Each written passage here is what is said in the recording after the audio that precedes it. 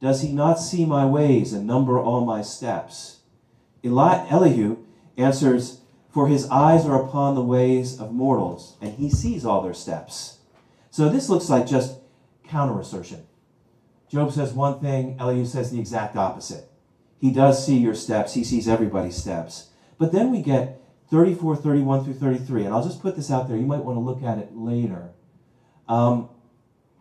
We get, and these are some vexed verses, but we get this strange statement. Again, I think this is what Elihu says, quoting Job. Job, you have said to God, I have endured punishment. I will not offend anymore. Teach me what I do not see. If I have done iniquity, I will do it no more. And Job did say that. If I've done anything wrong, tell me what it is, God, and I won't do it anymore.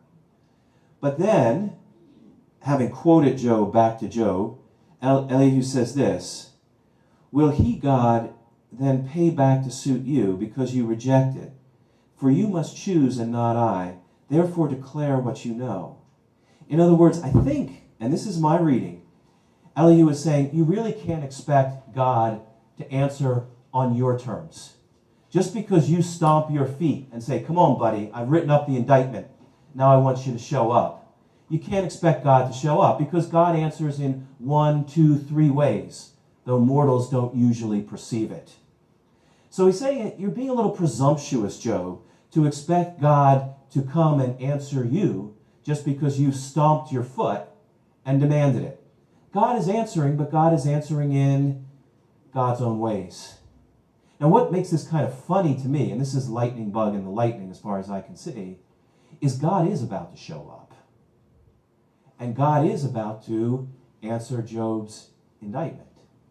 So, Elihu is saying, God's not going to come on your terms. You have to be more subtle in discerning his answer. That's not going to be so true. Look on 4. Job speaks without knowledge. His words are without insight. Would that Job were tried to the limit, because his answers are those of the wicked. For he adds rebellion to his sins. He claps his hands among us and multiplies his words against God. Now, look, the Friends have said the same thing, right? They have. And you can see why some people find this redundant, Cliff Notes versions, just a summary. But he is trying to say that Job's wicked speech obviously is further indication of his already sinful actions. He's indicting, just as the Friends did, Job. Chapter 35. Job, you've sinned by saying what you've said. Do you think this to be just? You say I'm in the right before God. If you ask, what advantage have I? How am I better off than if I had sinned? I will answer you and your friends with you. Surely God does not hear an empty cry, nor does the Almighty regard it. How much less when you say that you did not see him, that the case is before him, and you are waiting for him. I think, could be wrong, that by saying that, Elihu is saying, you're wrong to indict God. You're wrong to call God into your self-appointed courtroom. That's the wrong thing to do. So, Job opens his mouth in empty talk. He multiplies words without knowledge. Elihu goes on, chapter 36. Bear with me a little, I will show you, for I have yet something to say on God's behalf. I will bring my knowledge from far away and ascribe righteousness to my Maker.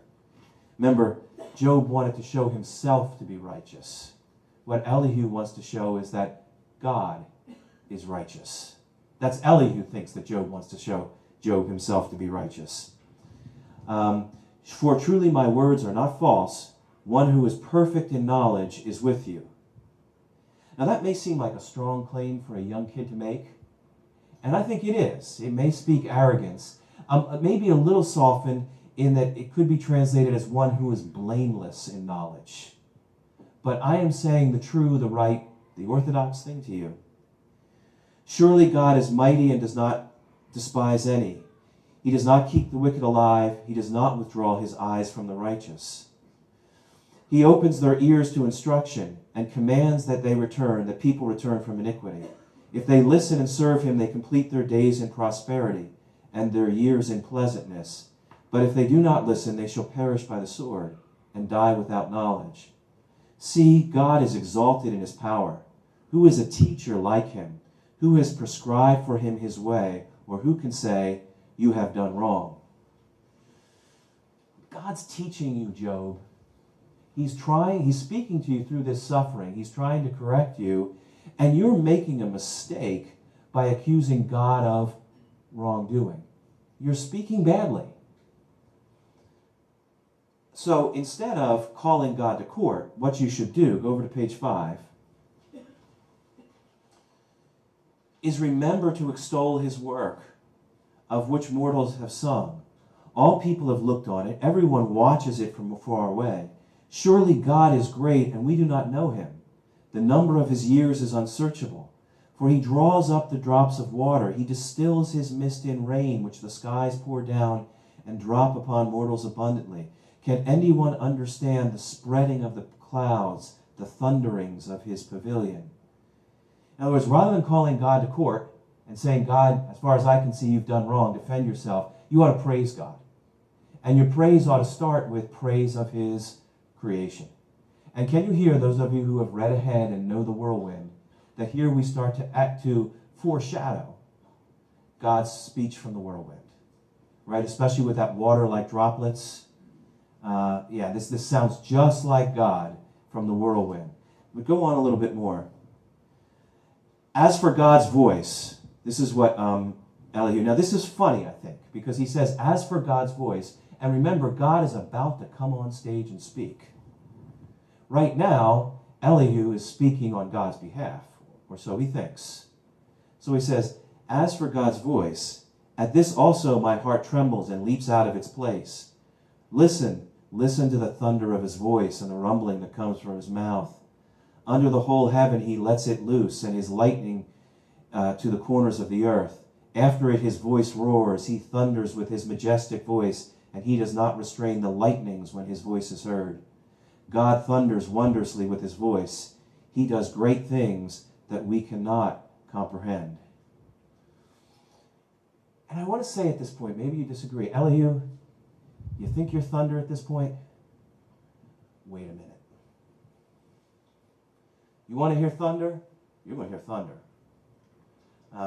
Okay, so he goes on. Hear this, O Job. Stop and consider the wondrous works of God. Do you know how God lays his command on them and causes the lightning of his cloud to shine? Do you know the balancing of the clouds, the wondrous work of one whose knowledge is perfect? That again sounds just like some of the things God will say from the whirlwind. Teach us what we shall say to him. We cannot draw up our case because of darkness. Should he, God, be told, I want to speak? Did anyone ever wish to be swallowed up? Now no one can look on the light when it is bright in the skies, when the wind has passed and cleared them. Out of the north comes golden splendor. Around God is awesome majesty. The Almighty, we cannot find him. He is great in power and justice, and abundant righteousness he will not violate.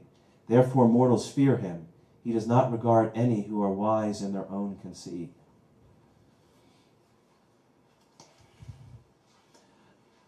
We want to talk about this, about how we make sense of Elihu.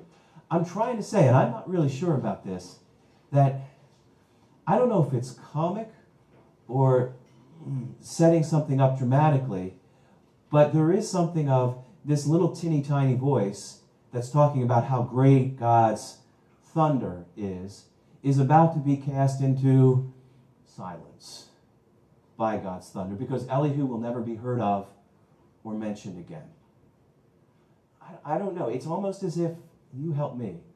Is he Karl Barth who should just leave his books at the gates of heaven and doesn't know that that's what he should do?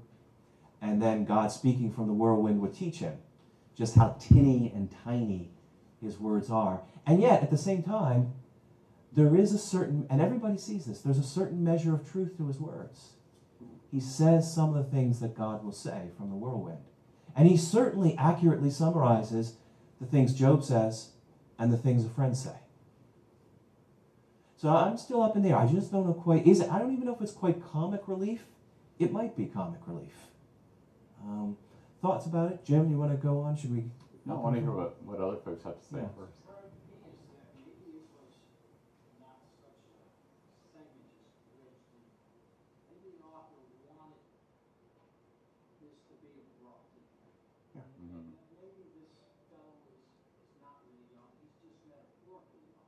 Mm. And this is a fresh idea. And you better pay attention in the introduction to this, what God has to say. Mm. Yeah, and this goes to the question, Introduction. is the Spirit within him? And I don't know. Mm. Maybe the Spirit is within him, but when it comes through a human mouth, it's always going to be a little tinny and tiny. Yeah, go ahead.